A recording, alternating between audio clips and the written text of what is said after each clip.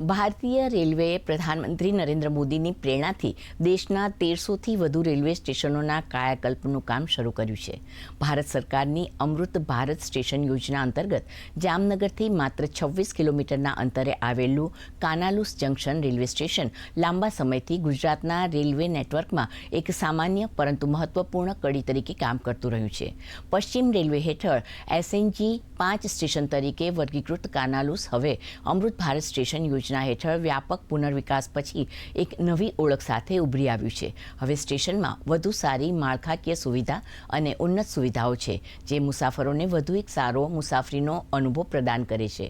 આરામગૃહ, cover shade સહિત parking વિસ્તારોનો સંપૂર્ણ પુનર્વિકાસ કરવામાં આવ્યો છે। સાથે જ દિવ્યાંગજનોને અનુકૂળ સુવિધાઓ, જેમાં સમર્પિત શૌચાલય સુવિધાઓ, સુલભ સંકેતો અને ખાસ નિયુક્ત પાર્કિંગ વિસ્તારોનો સમાવેશ થાય છે।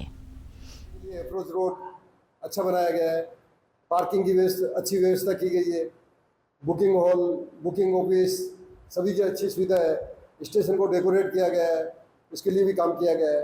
નાના એવા કાનાલુસ ગામનું આ સ્ટેશન જે છે તે અતિ આધુનિક બની ચૂક્યું છે। ખાસ કરીને વાત કરીએ તો waiting room, parking space, toilet, station પ્રબંધકની ઓફિસ અને બુકિંગ ઓફિસ સહિતના આધુનિક જે છે તે માહોલ અહીં જોવા મળી રહ્યો છે। લોકોમાં પણ તેનો અનેરો આનંદ છે। જગત રાવલ, દૂરદર્શન સમાચાર, કાનાલુસ, જામનગર।